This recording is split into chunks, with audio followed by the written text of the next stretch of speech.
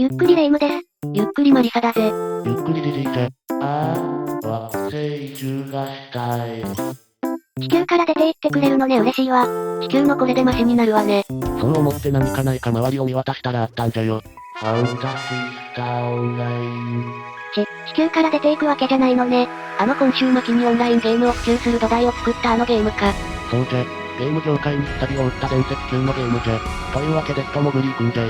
人もぐり、懐かしい響きね。なんだろう涙が溢れてくるわ。ラブオルを思い返しながらペロリーメイトじゃなくてカロリーメイトを召し上がってゆっくりどうぞ。ゆっくりしていってね。メリディーのゲーム万それじゃあじいさん早速やっていきますか。それより1よ。これを見てくれ。誰が1なのよ。ドリキャス起動画面じゃ。懐かしいじゃろ。セガ最後のハード機。夢を広く伝える、そういった意味を込められた名前。名は体を。表さなかったな。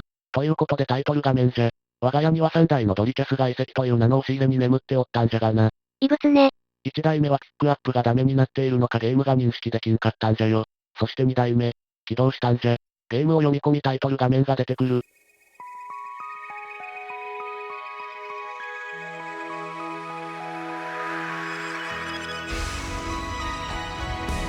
この画面、この曲、見た瞬間、聞いた瞬間、パイオニア2号、ラブオルでの思い出が一気に脳裏に蘇り、泣いていた。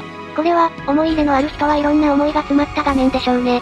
このゲームで出会った人との思い出、今も交友のある人、交友が途絶えてしまった人、人生に大きな影響があった人、その全てが凝縮されている画面じゃとわしは思う。わかるわ。20世紀の最後に誕生したメタバースよね。今でいうメタバースだな。今になって VR とともに色々騒がれそして下火になったメタバースの最適解は、ここにあると思う。現在のメタバースは風呂敷広げすぎなんだぜ。今回はこのファンタシースターオンラインを紹介するのね。そうじゃ、オンラインプレイはサービスが終了しているので無理じゃが、オフラインをプレイしながら当時を思い出して懐かしんでいきたいと思う。それでは早速始めていくぞい。それでは早速ニューゲームで始めていくとするぞい。残念なことに当時メインキャラとして使っていたデータは、破損していますとなっていて使用不可じゃった。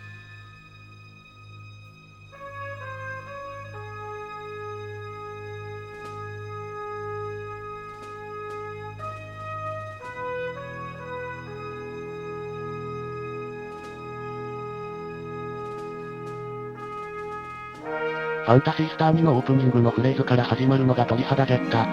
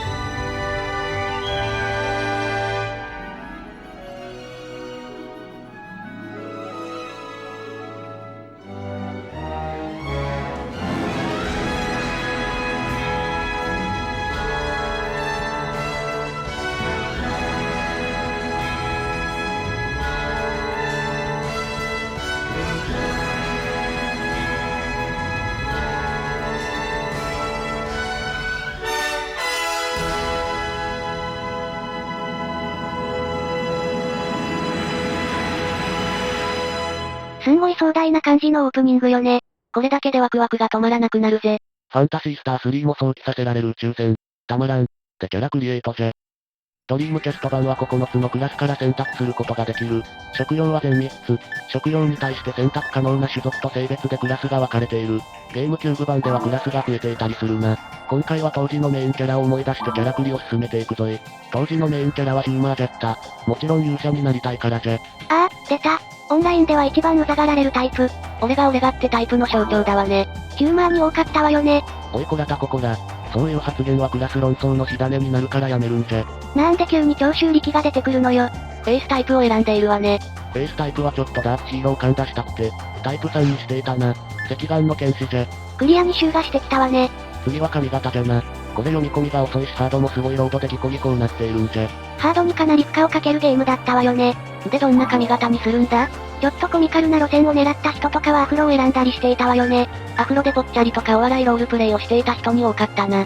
ダークヒーローに憧れたわしは当然アフロは選ばない。それにしてもロードが遅いんじゃ。今やってみるとびっくりするくらいにロードが遅いし、ハードも心配になってくるくらいギコギコ言い続けておる。しかも、かなりの騒音じゃ。ファンノート、フックアップレンズの移動音。なんじゃこれは、こんなハードじゃったっけというくらいの騒音じゃ。いや、当時ライバルと言われた PS には静かじゃからな。なるほど、こういうところがセガじゃったな。さりげなくディスっているわね。いやいやセガ愛じゃ。自虐こそセガ愛の真骨頂。とか言っている間に髪型と髪の色も決まったんじゃ。金髪の長髪。これぞダークヒーローにこそふさわしい髪じゃ。さらにクリアに感が、増してきているわね。続いてコスチュームじゃな。コスチュームといってもそれほど大きな変化はない。色味と若干のテクスチャパターンを変えられる程度じゃな。柑橘系のコスチュームはダークヒーローにはそぐわない。ということで黒一択じゃな。まさしくダークヒーローじゃ。よくぞここまで中二感丸出しなキャラにしたわね。やるなじじい。あんた当時アラサーだったでしょ。それが、この中二キャラを操っていたのか。アラサーは余計じゃ。アラサーといっても20代のアラサーじゃ。チッチの28歳じゃ。スキンカラーは確か変更なしじゃったな。というわけでこのままスルーしていく。そしてプロポーションじゃな。これは確実に高身長細マッチョ系にするわよ。鋭いな。当たってしまったのね。ジジイは常々180欲しかったという170前半にありがちなことを言う身長コンプレックス持ちだもんね。やかましい。さらに当時新婚でブクブクと太り始めてた時期と重なり、アバターだけでも昔の体型でいたいと願っていたもんね。冷静な分析はやめてよして。ということで完成じゃ。当時中身が28歳で若干の身長コンプレックスを抱きブクブクと太り始めた28歳男のアバターがこちらです。その解説を聞くとこっちも泣けてくるわね。24年経った今だからこそ冷静に振り返ることができたな。アバターには人の影の部分が反映されるもんじゃ。資源きた。というかジジイキャラじゃなかったんだな。PSO にはジジイキャラいなかったしな。それにまだジジイの良さに目覚めておらん時期じゃった。わしがジジイキャラに目覚めたきっかけはファイナルファンタジー11の LGG の影響だからな。ただ片鱗は伺えるのが若者のフェイスタイプではなく若干老け顔にしているところじゃな。まあ確かに老け顔ではあるわね。とこんなもんでキャラクリは終わりじゃ。名前はどうしたんだ？当時はメリットとしていたんじゃ。メリジーじゃなかったのね。当時のハンドルネームはメリットじゃった。ハンドルネーム、死後だな。なんでメリットだったの？老けを抑えたかったの？当時よく言われたわい。シャンプーのメリットからって、んなわけあるかい。じゃあなんで？当時、吸っていたタバコの銘柄がメリットライトじゃったからじゃ。シャンプー並みに単純な理由じゃないの。なんで正式名称としては今でもメリットなんじゃがな。メリさんとかメリとかの愛称で呼ばれるようになり、ジジイキャラが定着してからメリジーと呼ばれるようになったんじゃ。なるほど。メリジーの原点がここにあるのね。そう思うと感慨深い感じもしなくはないわね。で、今回もメリットにしたの？いや、していない。じいさん原点がどうとかこうとか当時を思い出してとか言ってたじゃないの。メリットってセクション ID がピンカルなんじゃよ。どうしてもパープルナムにしたかったんじゃ。なんで？スプレッドニードルが欲しかった。ちょっと待って。スプニってパープルナムは出ないセクション ID じゃなかった？聞く。やらかしたのか？そうじゃ、やらかした。わしの脳内のスプニセクション ID が経年劣化により情報の欠落を起こしてたんじゃ。パープルナムはスプニが出ないと記憶していたはずが、出ないの部分が欠落してたらしく、スプニはパープルナムって結びつきだけ残ってしまっていたようじゃ。なので何の迷いもなくパープルナムになる名前を絶賛調査しているわけじゃ。やらかしたわね。この時、この動画とは別にハード遺跡を1日一周してスプニを狙う企画とか考えておったわい。パープルナムでやったら一生続く名企画になっていたな。どこで気がついたの？ノーマル遺跡まで行った時じゃな。スプニがどの敵からドロップするのか調べたらパープルナムだけスプニがなかったわい。走る前から企画が倒れた恒例ね。恒例の恒例じゃな。ちょっとなんか言って。というわけで企画は別に練ったので動画の最後に発表するわい。で完成したのがこちら。最後の小文字の G ってのが泣けるわね。ものの見事にパープルナムになっているぜ。というわけでいよいよラブオル探索が始まるぞい。では、早速森エリアから探索していこう。普段ならこのような画面は動画のテンポ優先でサクッとカットするところじゃが、何もかもが皆懐かしいとなると思うのでカットせずに見せていくぞい。起きた艦長。このロード画面懐かしいぜ。この時にアナログスティックをグリグリして光の点を動かしてたわよね。この時はボケーっとしていて忘れていたわい。じじい使えんな。タイレル総督お久しぶりです。実に20年ぶりくらいの再会じゃ。一応 DD まではやっていたからな。総督からはラブオル探索、セントラルドームの爆発について調査をしてほしいと依頼される。これとは別に秘書からタイレル総督の娘、レッドリングリコの安否も調査してほしいとお願いされるんじゃ。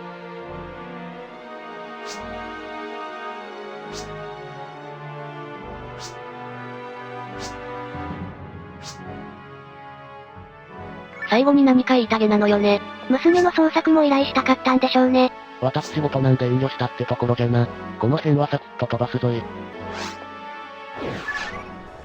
ここがパイオニアミの市街地みたいなところじゃな。預かり所と各種店舗、病院、ラブオルへの転移装置、あとはクエスト発行所がコンパクトにまとめれておる。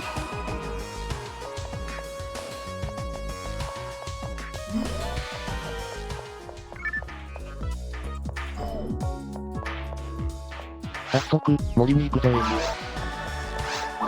ラブオルに降りるときは、このような光が下から上に流れていく感じの演出じゃ。降りていく感じよね。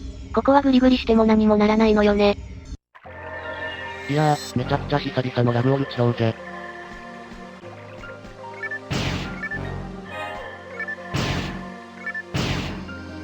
3連続攻撃のタイミングを完全に忘れておる。めちゃくちゃ懐かしいのじゃ。この曲もいいのよね。この通常時の曲がずっと流れるのかと思いきや、戦闘になると緊張感のある曲に変わるんだよな。その変わり方がパッと切り替わるんじゃなくシームレスですごい自然な感じで変わるのよね。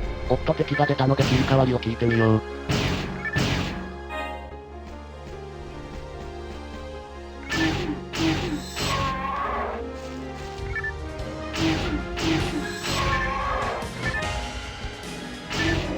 これじゃ、戦闘の音楽に自然と入れ替わっている。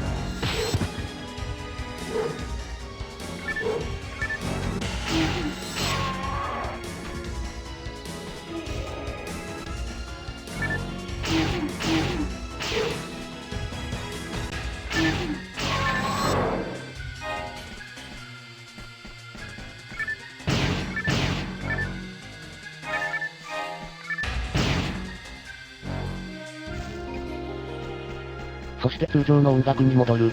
単純なフェードアウトフェードインじゃないのよね。曲の切り替わりポイントで自然な感じで導入されるような工夫がされていて、ゲーム中に曲が入れ替わったって意識がないまま、こちらのテンションに同調した曲がいつの間にか流れるんだよな。ファンタシースター3を踏襲しているらしい。さてさて、ここまでゲームについてあまり説明してこなかったが、ここで説明をしていくぞい。ファンタシースターオンライン、通称 PSO、セガの看板 RPG であったファンタシースターシリーズにあたり、今作からオンラインとなった。ファンタシースターシリーズとの世界的なつながりは明確にないが、ファンタシースターの世界を構築する上で重要な世界観などは継承されている。ダークパルスやミックの封印などはファンタシースターを構築する上で重要な鍵となる部分じゃ。さてさて、ファンタシースターについても軽く触れ置く。当チャンネルでもいつか紹介動画を出そうと思っているので詳しい内容はそちらでやるとして、シリーズの概要だけでも触れ置こう。オリジナルってやつよね。かなり古い作品というのは知っているぜ。ファンタシースターの原点である1はセガマーク3、マスターシステム対応ゲームとして1987年に発売された。正確には1987年12月20日に発売となったゲームじゃ。その時ってもしかして、あの大作 RPG が。そうじゃ。直前にファイナルファンタジー、直後にドラクエ3が発売になるまじゃな。ファイナルファンタジーは初代なのでまだ無名の RPG ではあったものの、数ヶ月後に大作 RPG であるドラクエ3が使えている時にぶつけてくるのはさすがセガじゃ。そこに痺れる憧れる。クリスマス、正月戦線にぶつけてきた感じじゃな。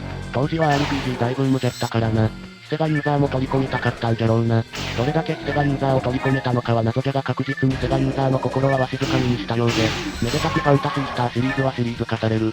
ちなみに PSO を開発したソニックチームのトップである中裕二氏は初代ファンタシースターのメインプログラマーじゃったな。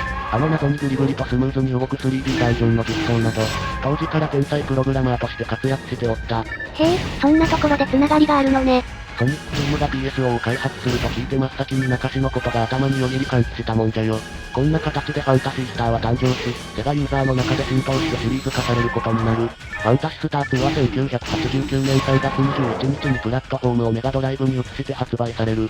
以降のシリーズはメガドライブで展開されることとなる。ファンタシースターのナンバリングとしてはファンタシースター4が最後になっており、1993年12月17日に発売となっておるな。ちなみに1、2、4はストーリー的なつながりがあり、3は外伝的な話となっている。逆に14はアルゴル太陽系が舞台となっている SF チックな RPG じゃな。ダークファルスとアルゴル太陽系にまつわる1000年周期のお話じゃ。超ざっくりに言ってみた。歴史が長いのね。セガサターンで新作、と願っていたファンも多かったがな。セガサターンではファンタシースターコレクションという、1から4までが1枚の CD にまとまったものが発売されただけじゃった。そうなのね。それはそれでわしは嬉しかったんじゃがな。新作を望んでいた人も多かったでしょうね。ファンタシースターコレクションが出た頃ちょうどインターネットも普及し始めていて、何気にファンタシースターを調べたらファンサイトがあり懐かしくよく見に行っていたもんじゃ。懐かしい、インターネット黎明期ね。個人のホムパゲとかあったわよね。ホムパゲわらわらわら。掲示板とかチャットとかもあったな。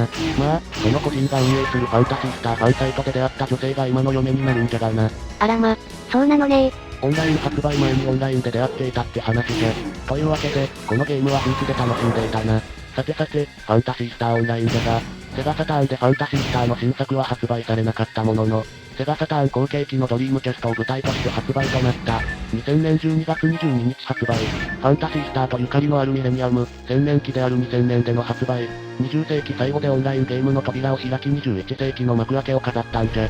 20世紀ギリギリの発売だったのね。まだ常時接続が一般的じゃない時代よね。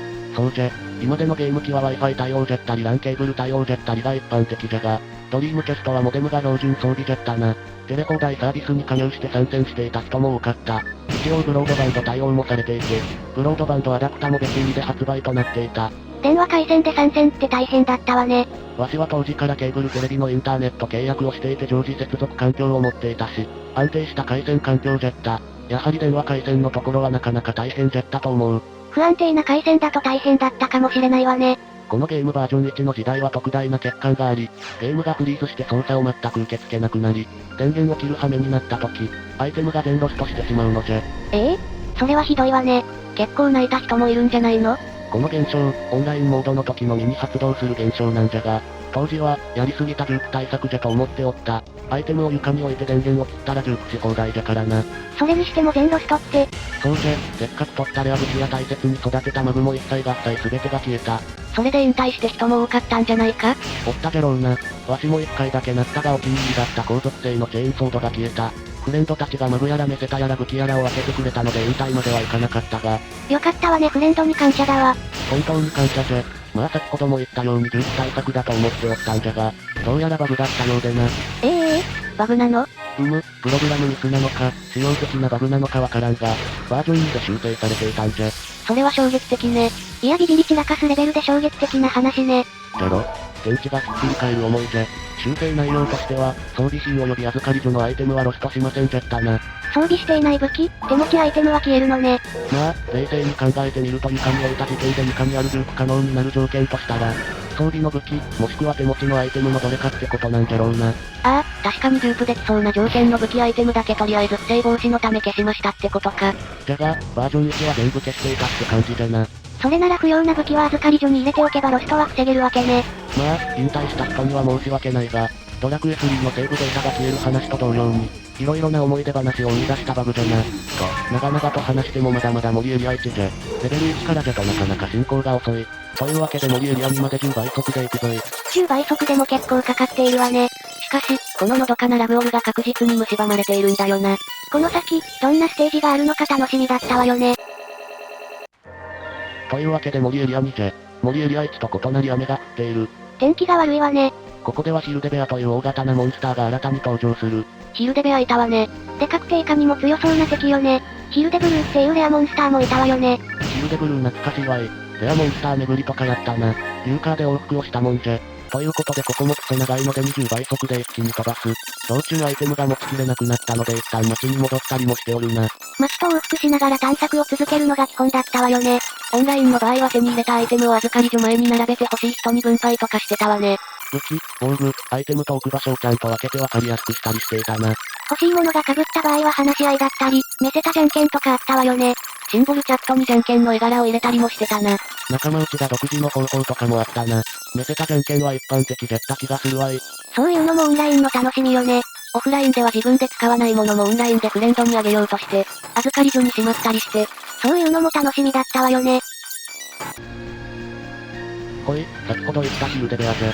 登場仕方からして強者のそれよね。めっちゃしばき倒されているわね。パンチが重そうぜ。ブーマとかもやってきちゃってピンチね。いやこれはまずいぞ。モノメイトを少し補充しておいてよかった。まずは周りのブーマからやっていこう。ヒルデベアは前にさえ回らなければどうにかなる。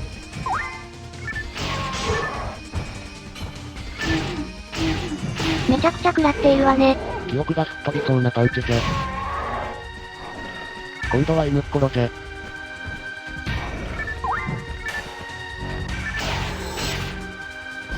あ、火の玉。そうじゃったヒルデベアは火の玉も飛ばしてくるんじゃった。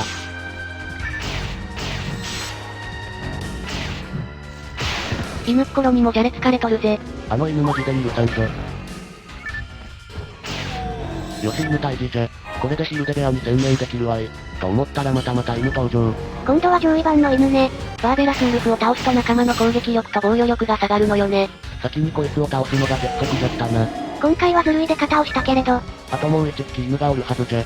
とか言いながらきっちりと箱を開けに行っていたな。モノフルはいっぱいで拾えなかったわね。ちょっと動きがアイテム中のそれじゃないの。オフラインじゃしな。オンラインでこういうことはせん。ほんとかしら。よしこれでヒルデベアとの一騎打ちぜ。勝った。かなりゴリ押しだったけど。正面から殴り合ってたな。というわけでボス部屋まで一気に行くぞい。今度は30倍速ぜ。何がなんだかわからないわね。いや、それでも結構な時間あるんだな。街に戻ったりもしているしな。街に戻ってドラゴン対策もしっかりとするんじゃ。初のエリアボス戦ですもんね。緊張するぜ。レベル4で通用するのかしら？当時は初プレイ1周目でボス突入とかしてたからいけるじゃろ。いやいやブランクあるわよ。それにジジイの腕前じゃ不安しかないんだぜ。何を見て俺これがわしの本気ぜ。おお、本当に言ったわね。後戻りできないぞ。緊張するんじゃわい。おお、出た。当時はめちゃくちゃデカキャラで驚いたもんじゃ。そうよねフルポリゴンでこの大きさのドラゴンってすごかったわよね。今見ても迫力すごいわね。さて、どうやって倒したっけかな。すっかり忘れているみたいね。先行き不安だぜ。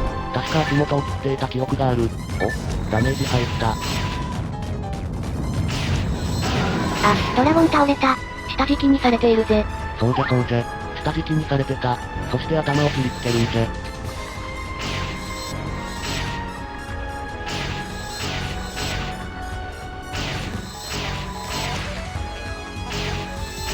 お、動いたぞ。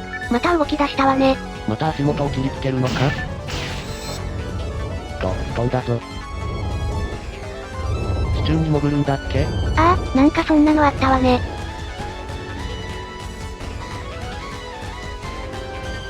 火の玉撃ってきたぞ。怖い。とにかく走って逃げ回るんじゃ。着地したわね。よし足を切ろう。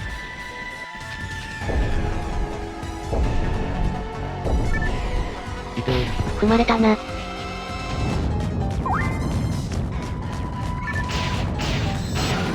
また下敷きになってるわね。なんか避け方というか下敷きにならない方法があった気もするんじゃが、思い出せん。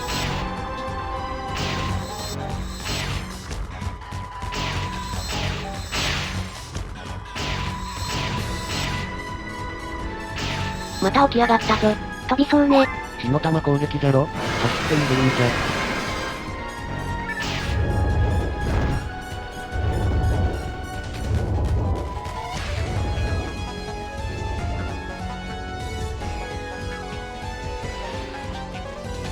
あ、今度は潜った。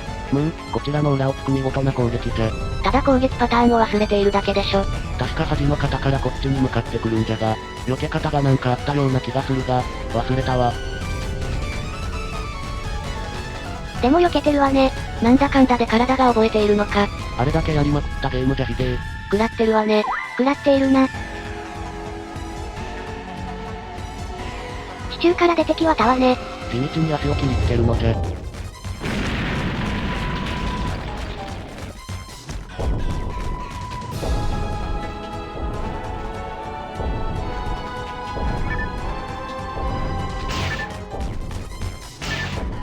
下敷きにビビってちょっと遠くからちまちまやり始めたな。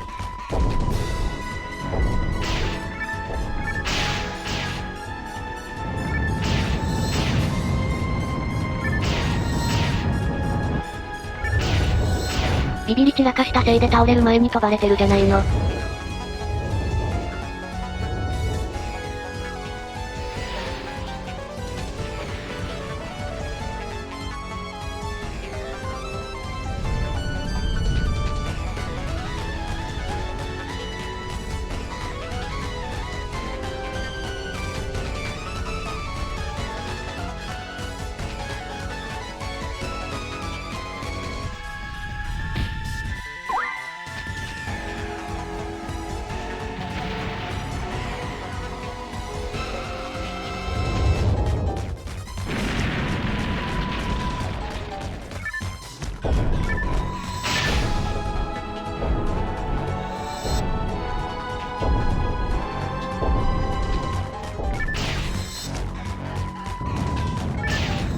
おー、倒したー。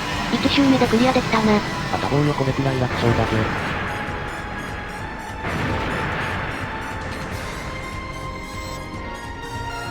レベルも上がって5になったわね。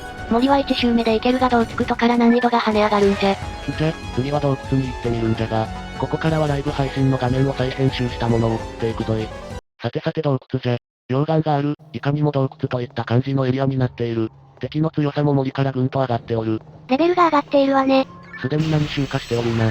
洞窟のボス、テロルレはかなり強いからな。しっかりとレベルを上げてから挑んだ。未鑑定武器が出たわね。ってワクワクするわよね。スペシャルウェポンって出てきた瞬間の歓喜よね。まあ、スペシャルってのも存在していたがなわら。なんか武器も強くなっているじゃないの。ブランドを持っておる。武器の強さに応じてボトンの色が変わるのもワクワク要素だったわよね。そうそうこの色が変わると強くなったって感じがしていいんだぜ。エリア前にモンスターに属性が設定されていて、属性ごとに強化されている武器とかもあったわよね。逆に弱体を食らっている武器もあったよな。核 60% からマイナス60。属性の最大値は最大で100で設定されていたはずじゃ。マイナス補正がどう影響するのかは忘れてしまった。各エリアに強い武器をちゃんと集めて使い分けしてたわよね。同じ武器でも属性値の高い武器が出た時は嬉しかったぜ。武器の種類も多くていろんなグラフックがあったんじゃ。それぞれこだわりの武器があったりして、フレンドにダガー系がすごい好きな人とかソード系がすごい好きな人とかおったな。レンジャーだとライフル系とかショット系とかいたわよね。思い思いの武器でロールプレイできたのもいいわよね。PSO はゲーム難易度的にめちゃくちゃ高いわけでもなく、現代の MMO みたいにしっかりと役割分担があって決められた装備、アビリティで、決められた行動しかできないというわけではなく、クラスごとで緩い行動制限はあるが比較的自由な行動が取れたゲームじゃったな。そうそう、レンジャーは支援だけとか、フォースは後方でレスタだけとかはなく、ヒューマーやハニュエールがレスタをばらまいたり、フォースがシフデバで強化しつつ殴ったりしても、OK だったわよね。そういう緩さも魅力の人だったわよね。ただまあ、高レベルになればなるほどクラスごとにできることの差があまりになくなってしまうため、万能型のヒューマーが何でもこなせるようになってしまったので、バージョン2では少し調整されたな。レベル16以降のテクニックはフォース以外は習得不可になっていた。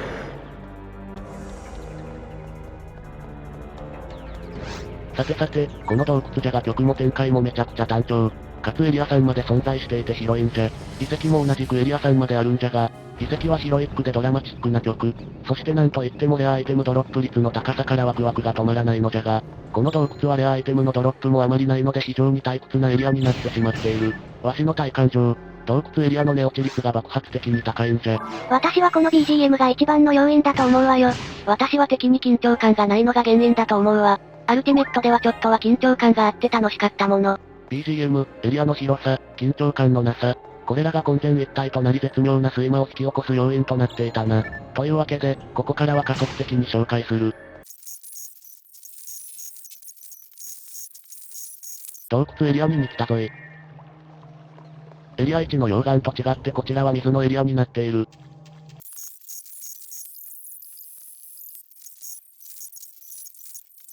そして洞窟エリア3じゃ。行動が近くなるのでちょっと人工的な感じになってくる。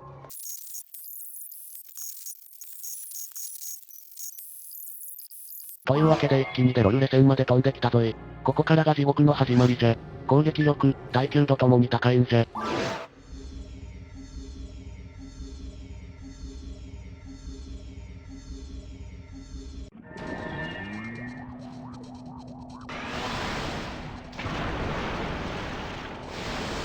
うわぁ、そうだったわこんなのだったわ。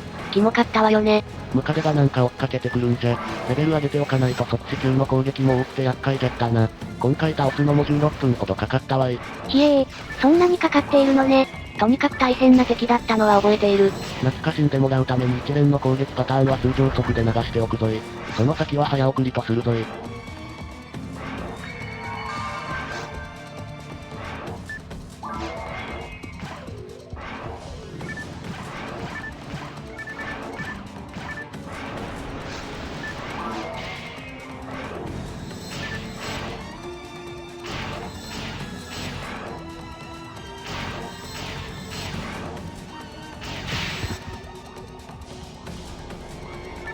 触手で攻撃されるのすっかり忘れておったわい。し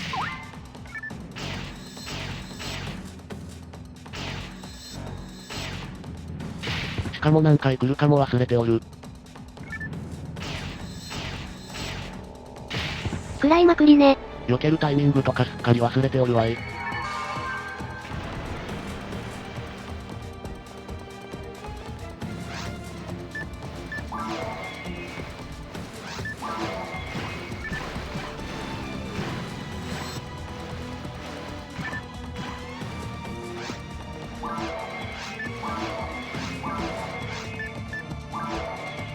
この高弾も避ける方法あったと思うんだけどな。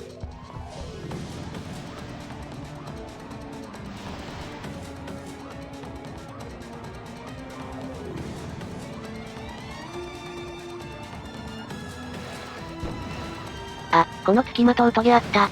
素早く倒すのよね。これも HP 低いと即死だから恐怖だったぜ。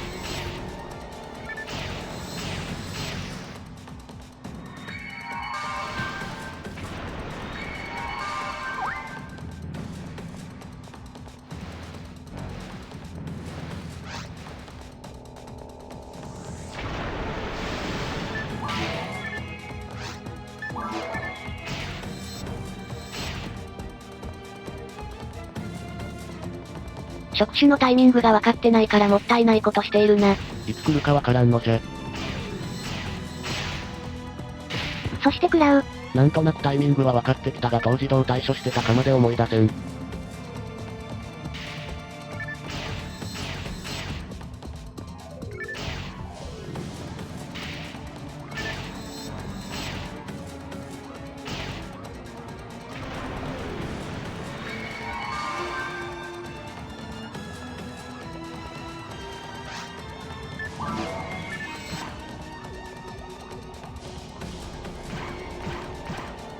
ああ、岩を落としながら移動してくるのあったわ。安全地帯みたいのなかった？あった気がするが忘れておるな。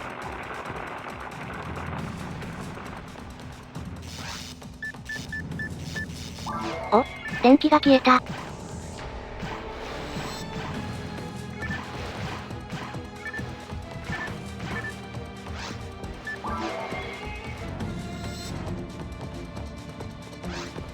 後ろに回ってレーザー砲ね。これ初めて見た時は食らいまくったぜ。体験版で最初の転がしがし食らってたな。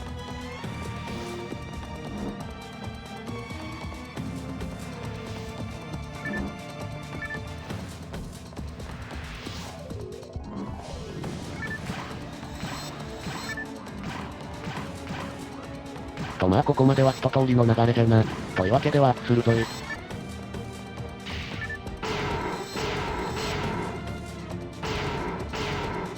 長かった。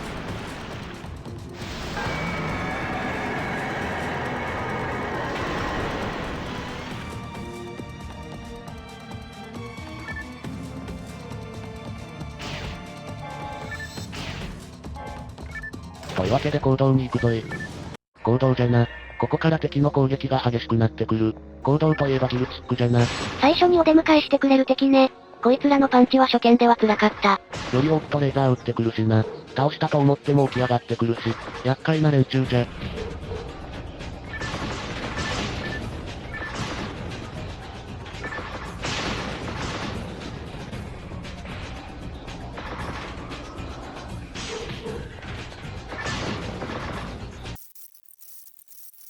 そして行動の代表的な敵その2、シノワビートじゃな。いたいた。忍者みたいなのね。というかレベルかなり上がっているな。先日、ダークパルスに何回か負けていてな、レベル上げしたんじゃ。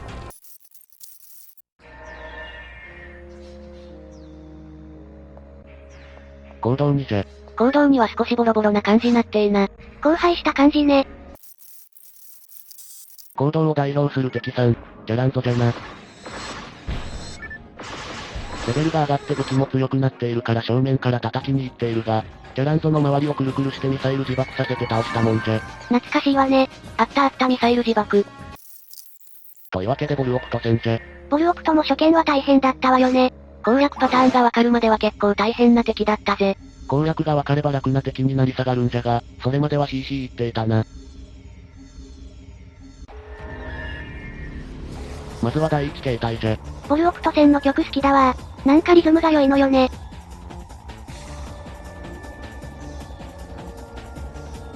思い出したホーリーレーだ。この時、ライブではなんとかレイって武器あったよねって話をしておったわら。まずこの上のを落としておく。そして画面を攻撃。これわかりにくかったわよね。なんかタゲが合うから画面攻撃したらダメージ与えられるし、上のは攻撃した落ちてくる。これ落としておくと飛来神みたいなのが全部出てくるんだっけ。なんか落としておくと楽になるんだよな。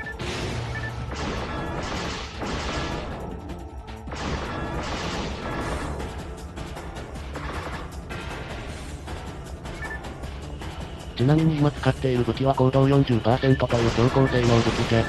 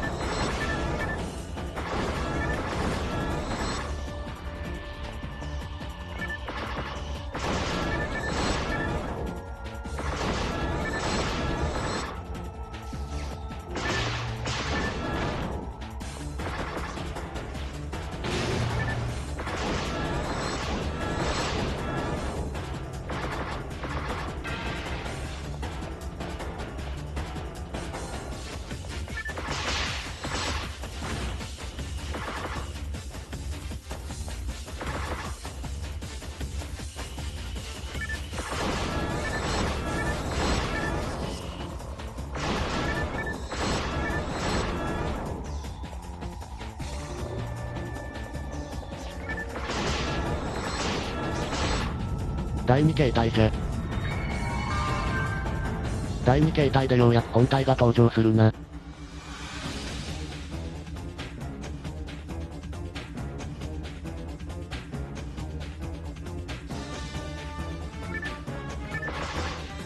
第2形態の攻撃方向も何通りかあって、こいつは案外覚えておった。まずはミサイル攻撃じゃな。次は踏みつけじゃ。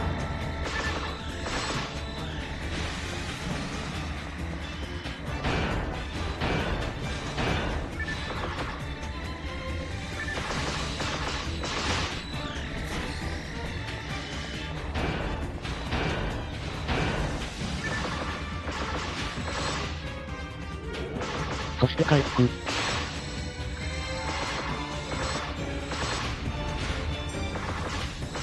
で、なんか囲まれて身動き取れないようにされてから攻撃されるやつじゃ。基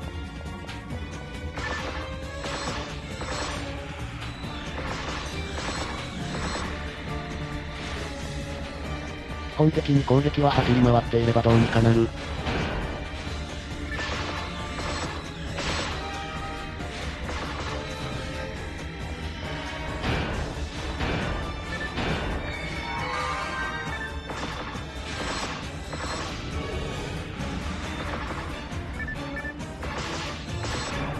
囲まれるとこうなる。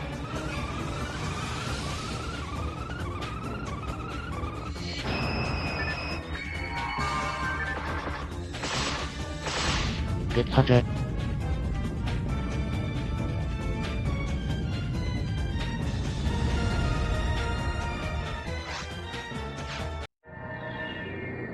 そしてやってきたのじゃ遺跡。本来なら森、洞窟、坑道が終わったところで、再度森、洞窟、坑道の3エリアを巡り、各モニュメントを起動させて遺跡の封印を解く作業が必要になる。この作業を行って遺跡に到達していない人がオンラインで部屋を作ると、ラブオルへの転移装置に遺跡が表示されておらずに、みんなからブーブー言われる事案が発生していた。多分、そんな記憶がある。なんかそんなのあったわね。遺跡出てない？ごめんまだ行ってない。なんかそんな会話があった記憶あるぜ。このオフラインの遺跡開放って結構面倒なんでやってない人もたまにおったな。さて、遺跡となると行動よりも敵の攻撃が激しい上にエリアも3までと広いんじゃ。それでも洞窟と違ってられないのは、この神曲と敵の強さの緊張感、そしてレアへの期待じゃろうな。そして遺跡の代表的な敵といえば、さっきのデルセーバーの他に、このダークベルラ。こいつは周りを回ると目を回して一定時間行動不能になる。一撃が重い上に遠距離だとロケットパンチをしてきて麻痺になるので、目を回させて倒すのがベストじゃな。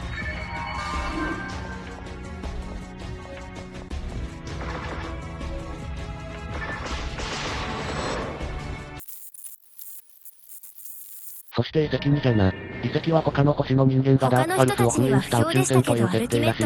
この遺跡の仲間の敵はダークパルスを守るために自らが生み出したモンスターらしいんじゃな。そんな設定があるのね。知らなかったわ。そして遺跡の代表的な敵その3、デスブリンガーじゃ。こいつは突進、あとデスブリンガー砲をぶっ放す。しっかり対処すれば楽勝じゃ。遺跡3に到達じゃ。ダークパルスまであと少しということで侵食具合も凄まじい。なんか不気味なところね。新たな敵もいないので加速する。いや、早送りしているが遺跡3だけで1時間くらいかかっていた模様じゃ。長かったわね。300倍にしてもこの長さ。遺跡長いわ。というわけでダークパルス戦じゃな。実はこの時も何度か負けていてこれが4回目くらいの挑戦になるんじゃ。さすがダークパルスね。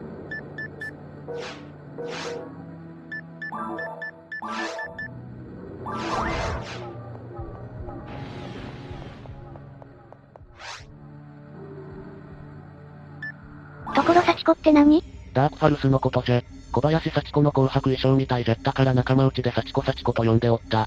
実際にラスボスって呼ばれているもんな。小林幸子のラスボスが定着した時は驚いたわ。わしらそれより前じゃったからな。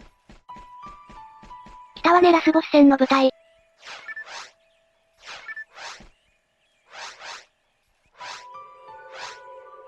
これまでラバータ2回ヒットで即死させれておったので、色々と対策してきたんじゃ。レジストコールドー。対策ねー。ということで緊張の幸子戦をどうぞ。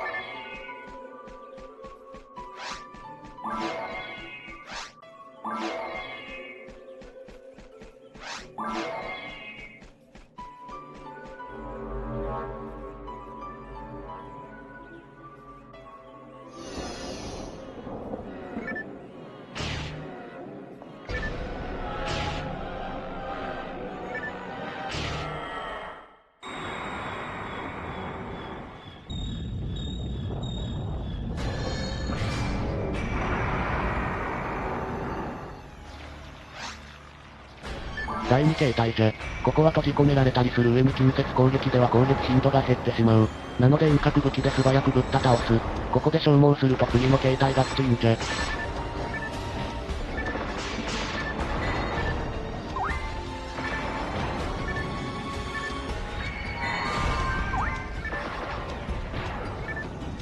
こんな感じで好き勝手やってくる。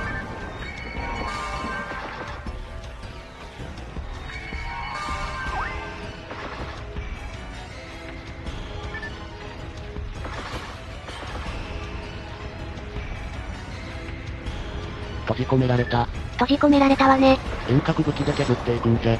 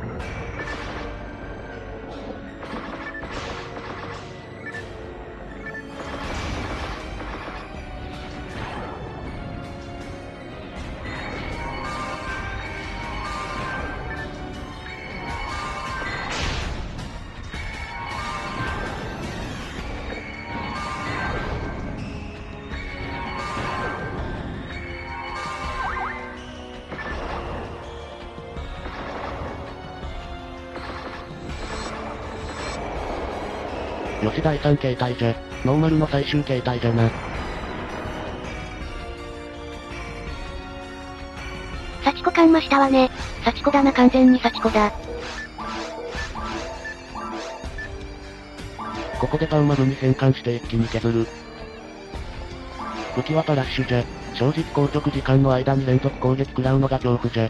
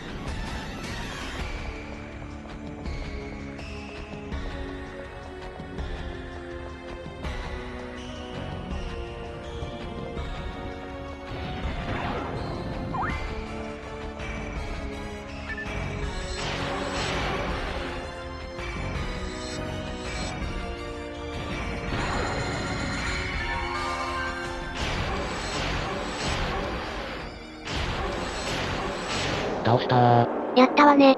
いやー大変だったな。それでは一気に感想戦に行くぞい。では G さん感想戦どうぞ。今やっても楽しい名作じゃと思ったぞ。いや思い出補正多分にあるじゃろうが、アイテム収集系のハクスラとしてもかなり高いレベルにあると思うぞい。後のモンハンが参考にしたと明言するくらいじゃからな。また当時の通信環境でよくここまでのオンラインゲームを作り出したと思うわ。セクション ID の導入により個人ではアイテム収集が完結せずに、オンラインで他のセクション ID の人と探索することで初めて目にするアイテムがあったり、マブの強化ルートであったりとオンラインならではの要素をうまく混ぜ込んでおる。オンラインでは時々、敵の位置の同期が取れてなかったりして変な挙動があったりとかしたが、膨大な時間を消費するに値するゲームじゃったと改めて感じたわい。そして、当時わしはチームハオというチームを作ってたくさんのメンバーと遊んでおったな。ロビー6の3じゃったかな当時の集合場所。24年も前のゲームじゃが今でも時々みんなのことを思い出す。高校生から同世代まで幅広い人たちと遊べたのは、ゲームを通じてできたことじゃった。24年も経過して、そうか当時高校生だった連中も、みんないいおっさん、おばさんになってるのかと。そう考えるだけで笑えてくるな。何やってんだろうなみんな。PSO からファイナルファンタジー11に一緒に行った仲間もおれば、PSO だけで途切れてしまった仲間。この動画がたくさん再生されて、そんな当時の仲間の目にも触れるといいなと思っていたりもする。当時の仲間に向けた動画レター的な感じね。そうじゃな。可能であれば多くの人に拡散してもらって本当に当時の仲間に見てもらいたいものじゃ。とまあ、長々と語ったがこのゲームを一言で言うならこうじゃな。はじめましてから始まる RPG。それキャッチコピーじゃないの。そうじゃ。でも、このキャッチコピーが全てを表している。それはアンケート結果と神ゲー指数を見てみよう。まずはアンケートの結果からね。こうなりました。やはりというか神ゲー率は高めじゃな。どちらでもないの比率も高いわね。それじゃあ神ゲー指数じゃ。それではアンケートの結果を数値化した神ゲー指数を発表するわね。こんな感じで係数を得票比率にかけて合計値を出します。このゲームの神ゲー指数は 58.5 じゃ。高い指数になったな。やはり神ゲーに近いゲームね。もうちょい伸びると思ったけど。60はやはり高い壁じゃな。現在のランキングはこんな感じになっているわ。現時点で2位か。パンツァードラグーンつぶあいが化け物すぎるって話もあるけど。それでもパンツァードラグーンの間に割り込んできたわね。60に迫るゲームも増えてきたな。いやはや、少しずつゲームも増えてきて楽しいぞい。皆さん、アンケートへのご協力ありがとうございました。これからもよろしくお願いします。それではアンケートの方につけてくれた皆さんのコメントを紹介していくぞい。レイムさんお願いします。はい、それではコメント読み上げていきます。金狐さんからのコメントです。知り合いを廃人にしたゲームです。ファンタシースターは好きだったのに、そのやつがあまりにもハマりすぎたんでドン引きしました。わら世界観はとても良かったです。男なのにハニョエール使ってるだけで外国人にナンパされてて大変だなぁと隣で見てました。腹抱えて笑いました。ハニョエールで外国人にナンパ、アバターがいてテキストチャットなのでネカマもはかどるゲームでしたね。続いてノエルさんのコメントです。一人で延々やってても面白かったゲームマルチなんて PSP で持ち寄ってやったのが初めてですわ。当時はまだまだオンラインの敷居が高い時代でしたからね。そしてこのゲームはオフラインも十分に楽しい。延々と潜り続けられるゲームじゃった。日枝礼二郎さんのコメント。強い武器を求めてひたすら潜りまくってたなぁ。わかります。レア武器、特定武器、スロットアーマー。もうずっと潜っていられます。中毒性がすごかったですよね。八脇さんのコメント。ネトゲの沼に落としてくれたゲーム。もうね、その通りでございます。私もネトゲの沼にずっぽりとハマりました。ここから向こう8年近くネトゲ沼にハマりましたわら。テリテリさんのコメントです。オンラインゲームの草分け的存在ですね。このゲームが日本音源の礎を築いたと思います。もしよければ1戦の確率の地獄のレアホリリも。レアホリわらわらわら。あれは精神と時を激しく消費する苦労。じゃがせっかくなんでなんかやろうと思います。ピンカルポンポンで集会でもしようかと企んでおります。とはいえ、このチャンネルのメインコンテンツのゲーム紹介も結構作業的に忙しい状況。PSO 集会企画はマイペースにやっていこうと思います。佐藤さんのコメントです。はじめましてから始まる RPG テレホタイムで連日寝不足になるほど遊んでました。キーボード入力もチャットが楽しくて練習しました。やはりそのキャッチコピー秀逸すぎますね。テレホタイムにロビーに集合。そして明るくなるまで PSO。週末はそんな生活。平日も結構深夜まで遊んでました。完全に寝不足でした。元ちかさんのコメントです。多分バー1だと思います。当時の家庭用のオンラインゲームなら大満足の内容でした。アギトを探して皆さんとプレイしたあの日々、回線が切れるとアイテムが全て消滅するペナルティがきつかったです。ADSL が始まり出した時だったと思います。合言葉はジョージ接続のジョージさんが出てくるミッションを思い出しました。バージョン1のロストは本当に厳しかったですよね。しかもバグだったという、あれで引退した人も多数いたと思います。アギト、振った時の音がかっこよかった。もちろんグラも最高でした。コメントは以上です。皆さんたくさんの思い出のコメントをありがとうございます。このゲームこそ人の数だけ思い出があるゲームじゃったと思うんじゃ。あの頃に帰りたいと思うこともあるくらいじゃな。なんか久々にこのゲームを引っ張り出してしみじみとしてしまったわい。この動画にもたくさんのコメントを待っています。コメントがつくとジジイの寿命が少し伸びるかもだぜ。長生きしたいんじゃ。というわけで今回はここまでです。皆さんと昔遊んだゲームの感想や感動を共有していくことを楽しみにしておるので、よかったら他の動画を見てくれると嬉しいのじゃ。そして新しい動画をアップした時はまた見に来てくれると嬉しいぞい。共感してくれたら高評価をしてくれるとじいさんの励みになるんだぜ。そして新しい動画を見逃さないためにも、また見に来たいと思った方はチャンネル登録よろしくお願いします。それでは最後まで見てくれて。ありがとない。久々にやってみたが、一気にノーマルクリアまでやってしまうほど夢中になったわ。ノンストップでやり込んだわね。ゴールデンウィークが消し飛ぶ勢いでやってたもんね。いや、当時夢中に時間を溶かすわけじゃ。ひたすら潜ってレアポリじゃったもんな。過去メインキャラデータあればよかったのに。